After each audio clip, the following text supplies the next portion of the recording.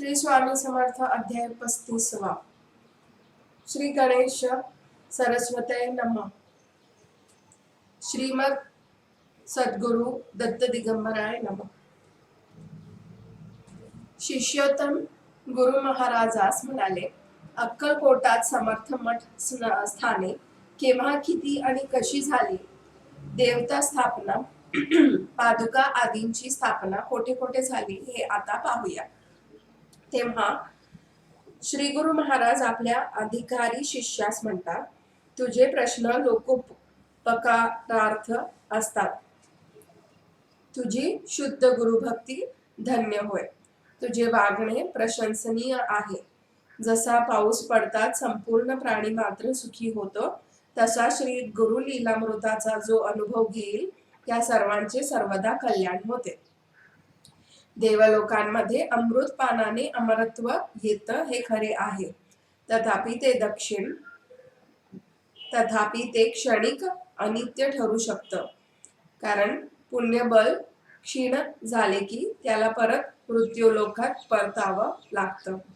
आणि म्हणूनच श्री हरी गुरु लीलामृताचे वेगळेपण येथे स्पष्ट होते. श्री गुरु लीलामृत हे निरूपण नित्य, अज, शाश्वत आणि अखंड आहे. त्याच्या प्राशनाने सकल रोग भय पळून जातं. श्रवण करता निर्मुक्त होतो. भवबंधनातून त्याची तत्काळ सुटका होते. त्यामुळे श्री स्वामी भक्ती मध्ये रममाण होणे हेच सर्वांना उपयुक्त ठरावे.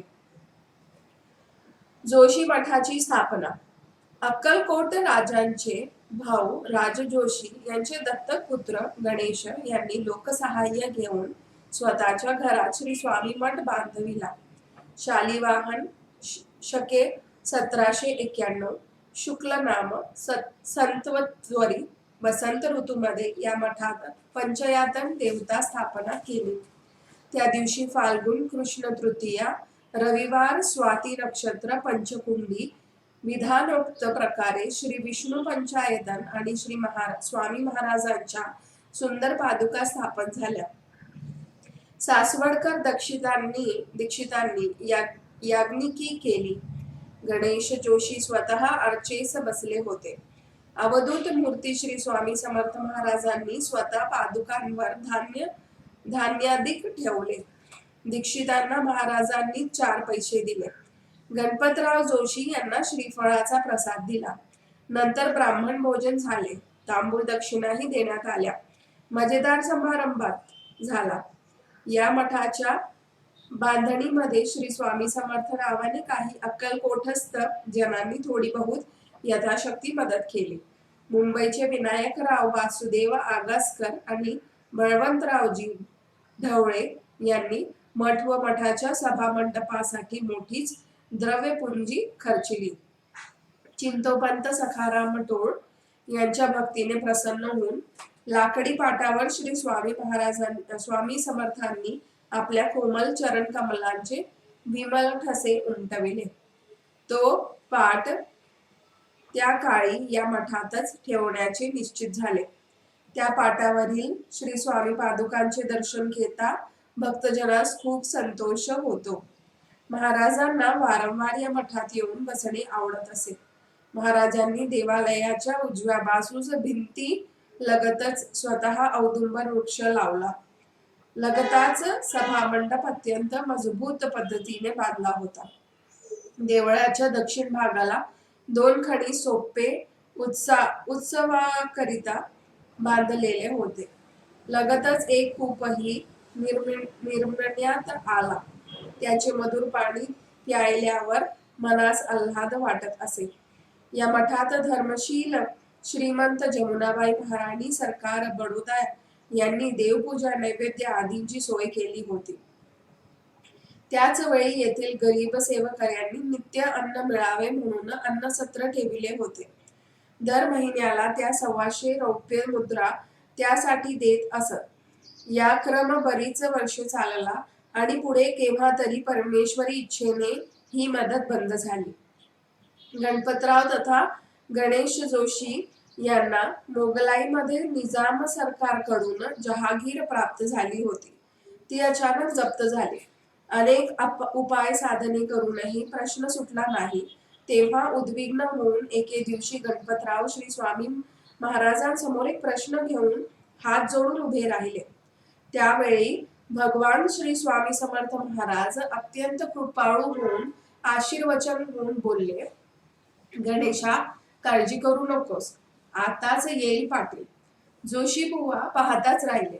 आश्चर्य म्हणजे अगदी थोड्याच वेळात त्या पूर्वीच्या इनाम असलेल्या गावाचे पाटील धावतच राज जोशींकडे आले.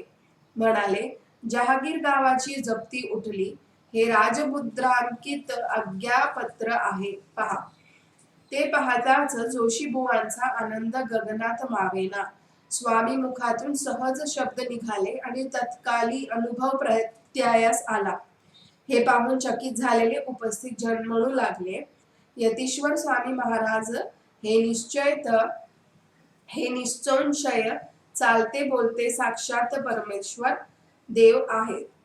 त्या प्रसंगामुळे तर गणेश जोशींचा श्री स्वामी समर्थ चरणांवर दृढ विश्वास बसला. या सामर्थ्य लीलेने त्यांची महाराजांवर परम भक्ती जडली. गणेश जोशी यांच्या पश्चात जोशी मठाची धुरा त्यांचेही दत्तक पुत्र राजा श्री गोविंद जोशी हे पाहत होते. कारभारी नारायण वासुदेव बर्वे यांचे हे जावई.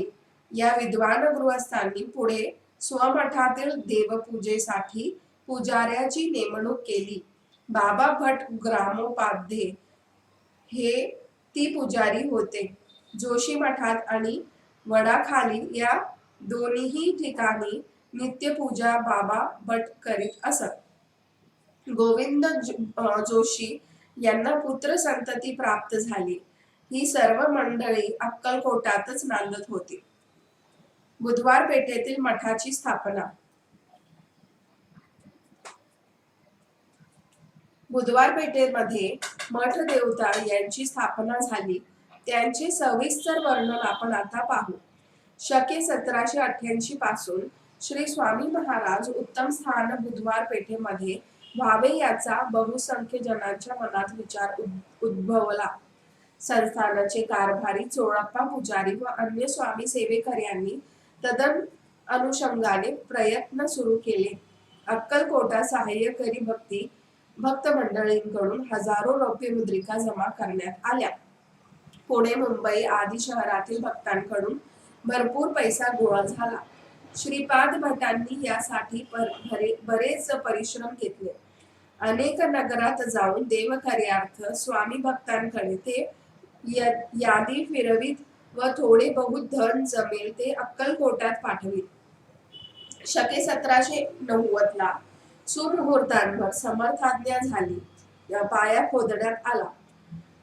मंद गतीने देवालयाचे काम चालू होते. देवालय देवगर्भासह अपूर्व विश्रामधाम अशी रचना करण्यात आली. देवळाच्या खाली बांधण्यात आलेल्या सुंदर स्वच्छ गुहेत महाराज स्वतः अनेक वेळा जाऊन बसत असत. शुद्ध भक्ती वैराग्य संपन्न मंडळीसाठी हे ब्रह्मविद्येचे संपूर्ण भंडार ठरावे अशी ती साक्षात्कारी परमानंद स्वरूप गुहा बनविण्यात आली. एके दिवशी श्री स्वामी समर्थ महाराज त्या परमानंद गुहेमध्ये एका प्रहर पर्यंत बसले होते. आमच्या योग समाधी सुखाने हे स्थान आहे असे ते चटकन म्हणाले. पेठेतील मठ स्थापनेवेळी एके दिवशी श्री स्वामी समर्थ महाराज त्या परमानंद गुहेमध्ये एका प्रहर पर्यंत बसले होते. आमच्या योग्य समाधी सुखाचे हे स्थान आहे असे ते चटकन म्हणाले. पेठेमधील मठ स्थापनेवेळी बाळकृष्ण जोशी यांनी सुमुहूर्त काढून देवता स्थापनेची वेळ निश्चित केली. श्रीमुख संवत्सर शालिवाहक शके 1795 उत्तरायण माघ मासात शुक्ल पक्षामध्ये महाराज माघ शुद्ध दशमी मंगळवार ध्रुव रोहिणी नक्षत्रावर शिशिर ऋतूमध्ये शास्त्रोपचार आरंभिले. संपूर्ण शास्त्रानुसार कुंड मंडपाची रचना करण्यात आली होती. एक मोठी आणि दोन छोटी कुंडे वेदिकेसह रचण्यात आली होती. त्या शोभामयान कुंड आणि मंडपालगत जगद्गुरु परमात्मा स्वामी महाराज साक्षीला उभे होते. या सोहळ्यासाठी ठिकठिकाणचे वैदिक श्रोती, याज्ञिक, विद्वान, ब्राह्मण आले होते. यात अक्कलकोटचे रामाचार्य अष्टावधानीही सामील झाले होते.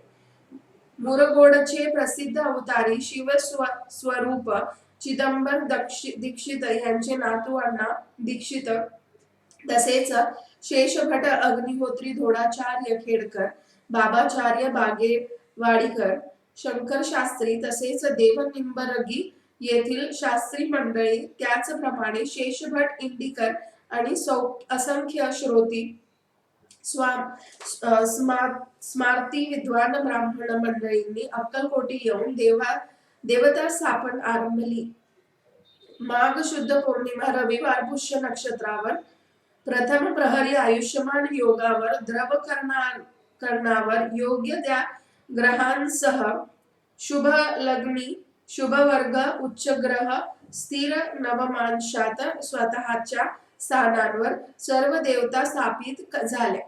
श्री गणेश पूजनानंतर श्री दत्तात्रेयांचे मुखकमल उच्च स्थानावर कोनाड्यात मांडण्यात आले. श्री स्वामी समर्थ महाराजांच्या कृष्ण पाषाणातील महत्पुण्यदायिका चरण पादुका स्थापण्यात आल्या.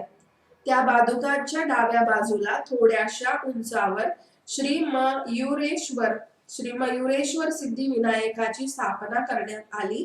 तर पादुकांच्या दक्षिण भागाकडे आम्रकोटेश्वर नामक शिवबाण लिंगाची स्थापना करण्यात आली, जे शुद्ध पक्षामध्ये बालार्कवत, अव्यंग आणि कृष्ण पक्षामध्ये कृष्ण रंग अशा वेगवेगळ्या रूपात दिसते. देवस्थापनेवेळी वेदमंत्रांचे घोष, स्तोत्र, जय जयकार मध्ये गर्जिली जात होती.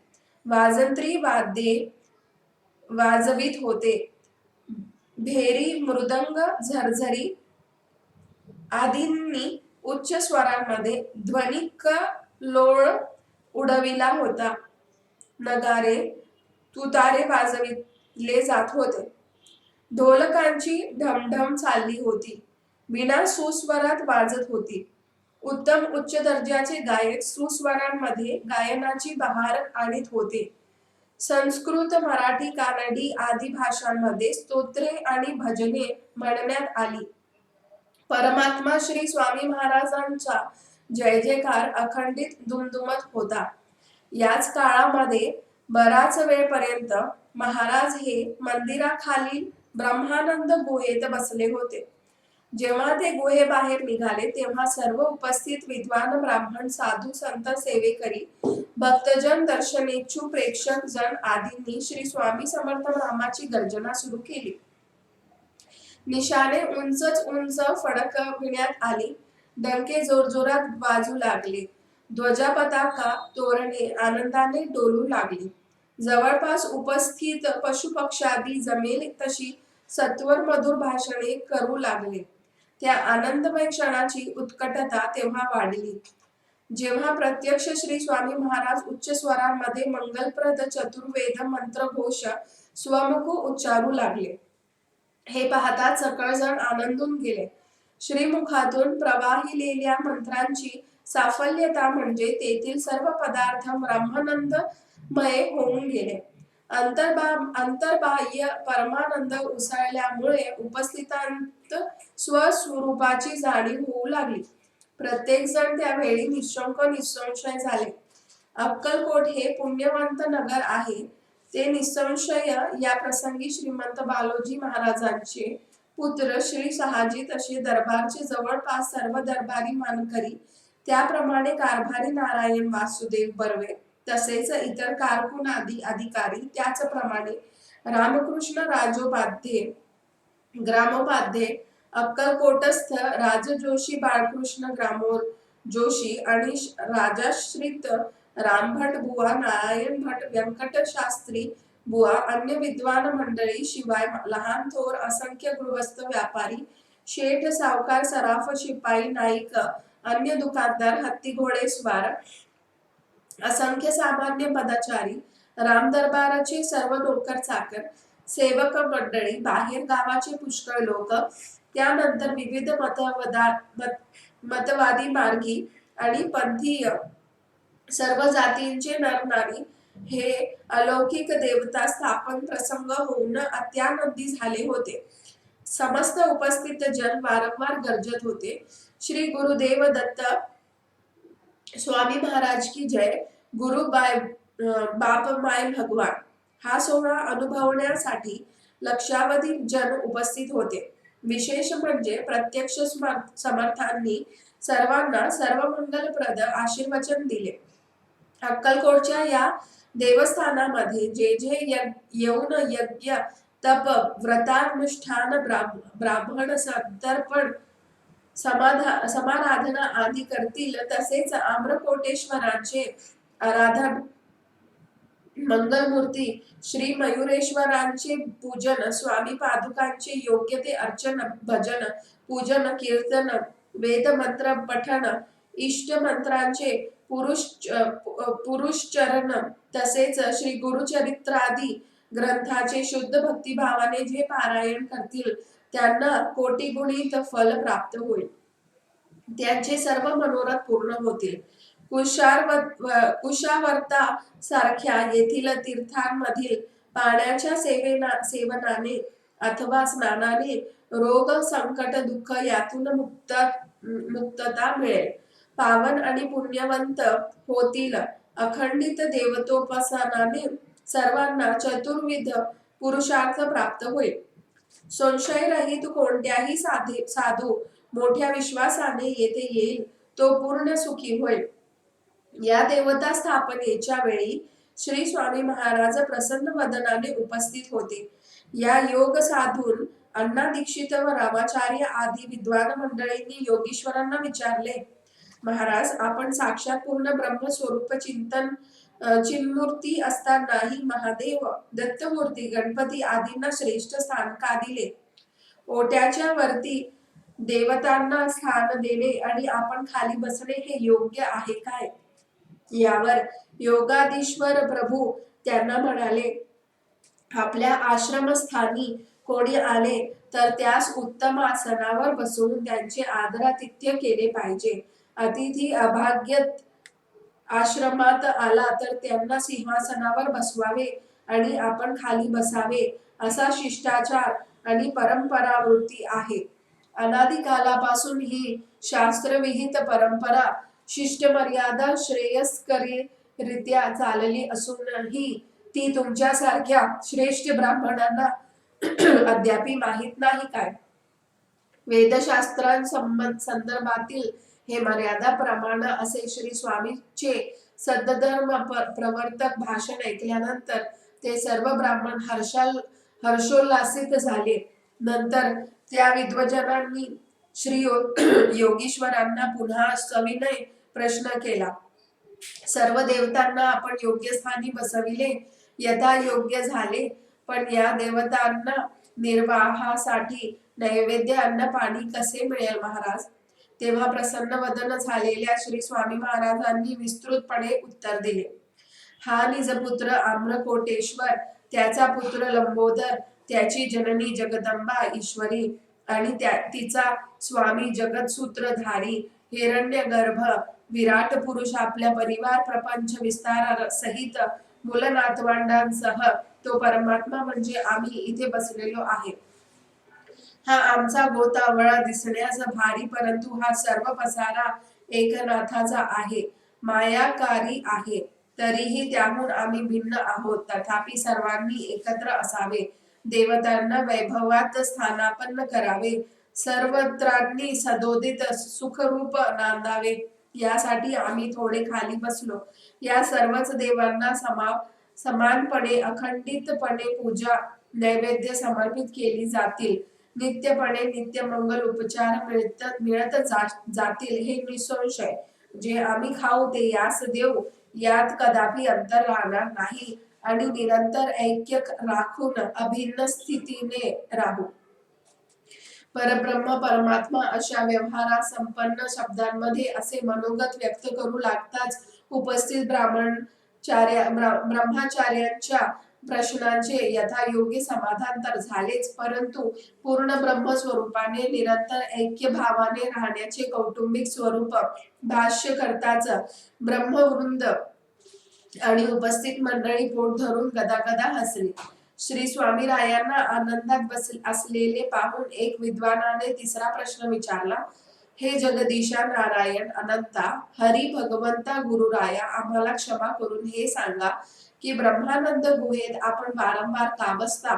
खरोखरीच आम्ही अहंकारी प्रापंचिक आहोत, अज्ञानही आहोत, प्रतिष्ठित असण्याचे दांभिकपणे संगही करतो, पण आपण सर्वज्ञ सर्वसाक्षी आहात, व्यापक आहात. आपल्या मुखकमलातून निघालेल्या दिव्य वचनांनी आमच्या जीवनाचे सार्थक होईल.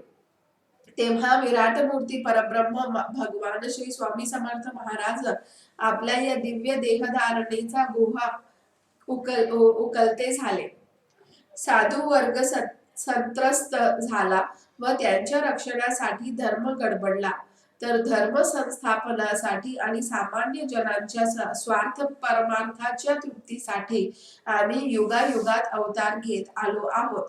वेदोक्त धर्म मार्ग चालावा हे वृत्ती, यज्ञ कर्म उपासना आदी व्हावे, यथास्थिती व्हावे आणि ब्रह्मविद्या वाढावी, तशीच वैराग्य भक्तीही वाढावी.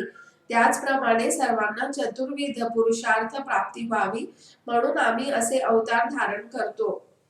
समस्त जन सुखी व्हावे, त्यांनी एकमेकांमध्ये द्वेष बाळगू नये, मुखी सत्य व मृदू भाषण राखावे, मित्र तसेच सखी वर्गावे, सर्वानुभूती नम्रता व परस्पर अखंड प्रीती बाळगावी. आता प्रत्यक्ष काळानंतर ब्रह्मानंद गुहेत बसून समवेत वर जगन्मंगलकारक देवता आहेत. हे आमचे अद्वैत परमामृत स्वरूप विख्यात प्रिय स्थान असेल. या एकांत समाधी स्थानावर येथेच शरीर राहिले तरी विदेह कैवल्यात बसून भक्तांना त्याच्या भक्तीनुसार जिथे तिथे प्रत्यक्ष दर्शन देऊ. परमात्मा हा सर्वत्र व्यापलेला आहे, तोच सर्व शरीरात अंतर्यामी बसलेला आहे. आत्मज्ञान प्राप्त होताच तो हृदयस्थानात प्रकट होऊन गवसतो. जशी देवाची मुख्य राजधानी असते, त्या राजधानीत मुख्य स्थान राजमंदिर असते, त्या स्थानावर एक राजसिंहासन असते, त्यावर एक राजा बसलेला असतो, असा हा आहे. जसे देवतीर्थ आणि क्षेत्राच्या यात्रा अनेक असतात, पण काशीची ती महायात्रा होय. अथवा असे पहा की खांबाच्या आधारे घर उभे असते. आठही कोण व दिशांना खूप खांब असतात, पण त्या सर्वांमध्ये एक मधोमध मुख्य खांब तितस्त असतो.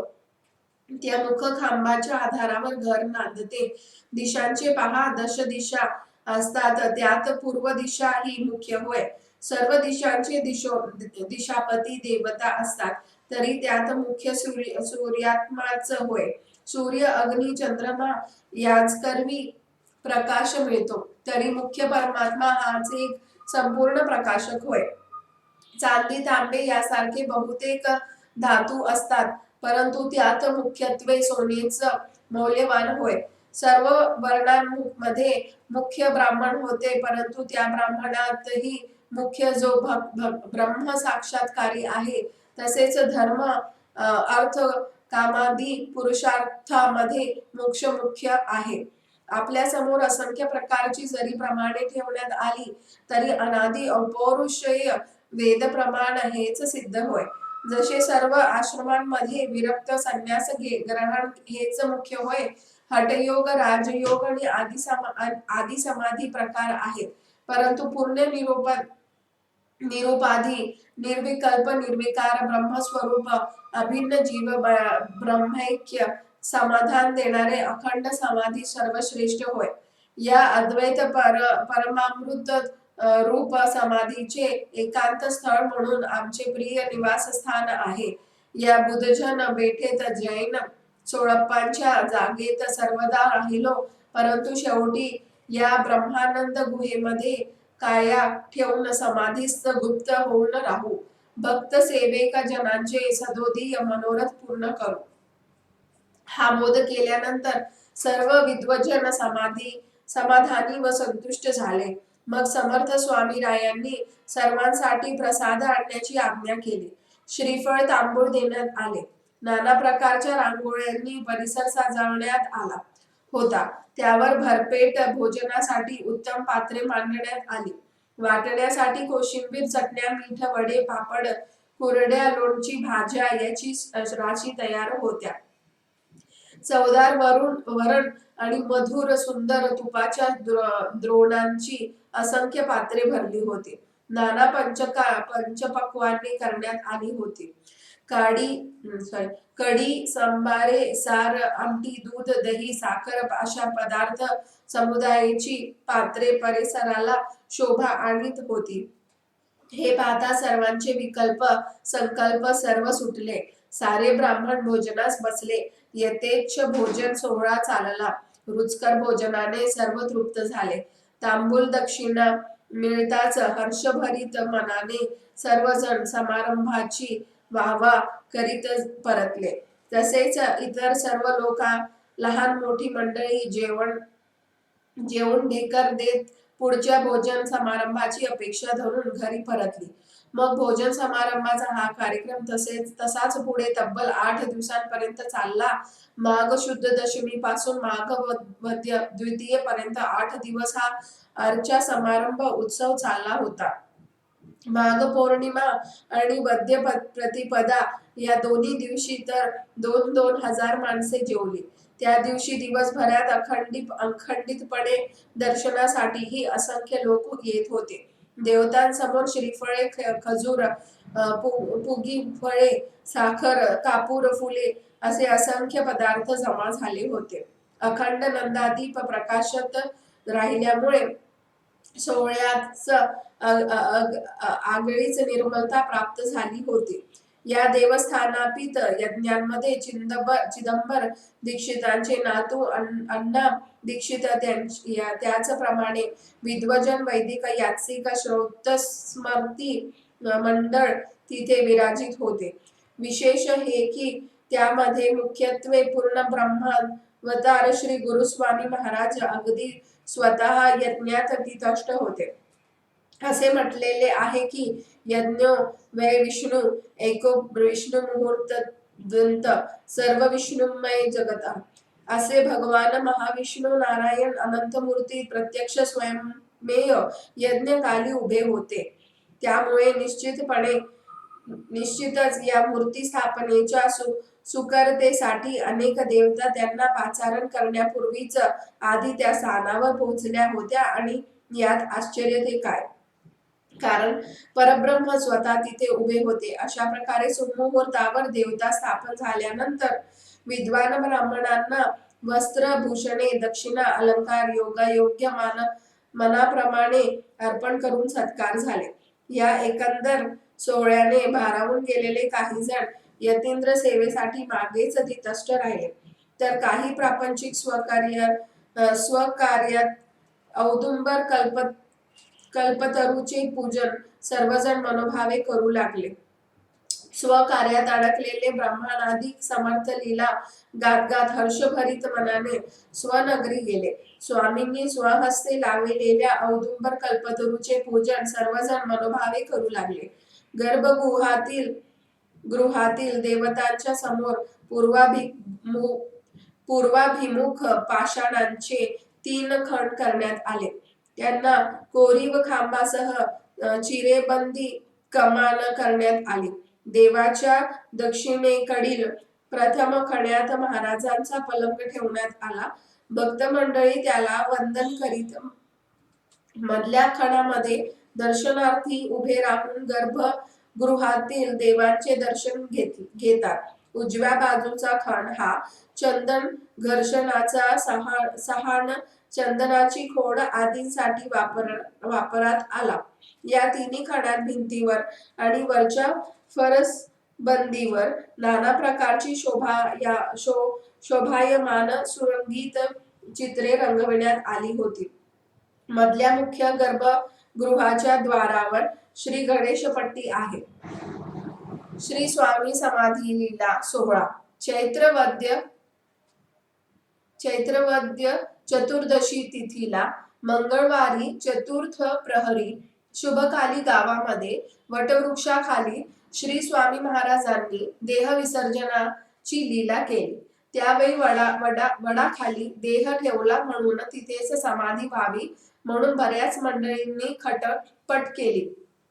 त्याचप्रमाणे राजेराय यांच्या मठामध्ये समाधी व्हावी म्हणून तिकडील लोकांनी तयारी दर्शविली. परंतु त्या सर्वांचे प्रयत्न निरर्थक करून पेठेतच देह ठेवण्याचा निश्चित झाले. तिकडील लोकांनी निश्चित झाले. एक प्रकारे स्वामीरायांचे पूर्वभाकीतच खरे झाले. श्री स्वामी काया मोठ्या समारंभाने पेठेत आणण्यात आली. ब्रह्मानंद गुहेत श्री स्वामीराज अखंड निजानंद स्थित झाले.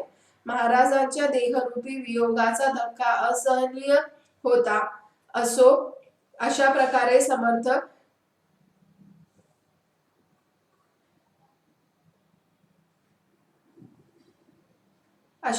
समर्थ अदृश्य झाले. त्यानंतर भव्य मंडपासाठी कृष्णप्पा, श्रीपाद भट पुजारी, कारभारी, नारायण वासुदेव बर्वे इत्यादिकांनी भरपूर प्रयत्न केले. समर्थ कृपेने लोकाश्रय मिळाला आणि ह्या धनातून 5 खणी भव्य रमणीय सभा मंडप उभा राहिला. मंडपाच्या उजव्या बाजूस असलेल्या औदुंबर वृक्षासभोवताली छोटासा पार बांधून त्यावर देवता मेळा प्रतिष्ठापित करण्यात आला. महाराज प्रत्यक्ष असताना कुशाव तीर्थ तथा विहिरीचे बांधकाम झालेले होते. तेथेच स्वयंपाक आणि माझघर तसेच स्वामीरायांचे मौल्यवान पदार्थगृह बांधण्यात आले होते. त्यामध्ये वारंवारचे द्वार पुढच्या बाजूस आहे. देवळाच्या मागे एका बाजूस पुजाऱ्यांनी 2 घरे आहेत आणि चौघड्याच्या जवळच महाराजांच्या गायीची समाधी आहे.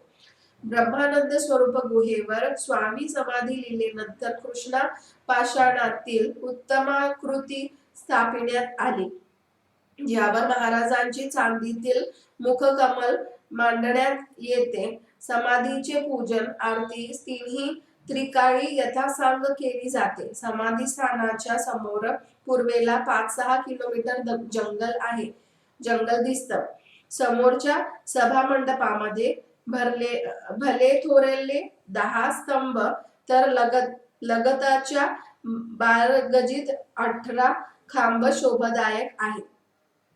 प्रदक्षिणा मार्ग उत्तम असून सभामंडपात पुष्कळ काचांच्या हंड्या लावलेल्या आहेत.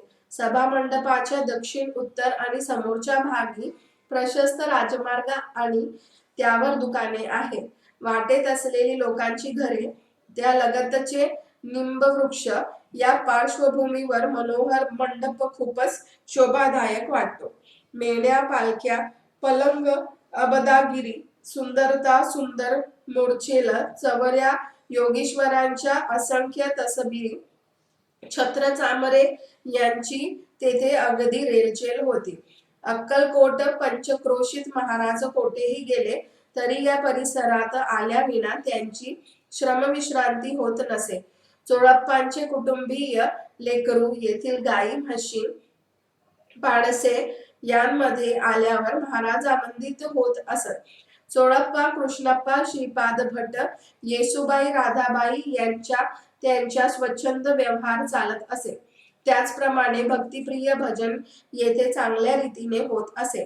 या स्थानाप्रमाणे पुणे, मुंबई सारख्या शहरांमध्ये श्री स्वामी देवालय, मठ हे महाराजांच्या मूर्ती आणि पादुकांसह त्यांच्या अनेक सेवकांनी बांधले होते आहे.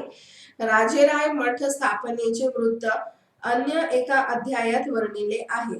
याप्रमाणे या तारक श्री गुरूंची असंख्य स्थाने विविध लीला प्रसंगानिमित्ताने ठिकठिकाणी स्थापना केली आहे. त्या वैभवी श्री गुरु लीलामृत पानाने सर्वांचे सर्व मनोरथ पूर्ण होतील हे निसंशय. परंतु मागणे हे केवळ स्वार्थाचे नसून अंतःकरण शुद्ध अद्वेषाचे पाहिजे म्हणजे झाले. म्हणून गुरुलीलामृताची सर्वदा अवीट रुची घेता सर्व सिद्धी प्राप्त होते. त्याचप्रमाणे निस्पृह गुरुभक्तीने अमृत संजीवनीची प्राप्ती होऊन जीवनाचे सार्थक होते. अशा प्रकारे श्री गुरुलीलामृतांसह वेदोपनिषदाचे रहस्य सादर करण्यात हा 35वा अध्याय सर्वांसाठी गोड ठरावा. श्री स्वामी समर्थ.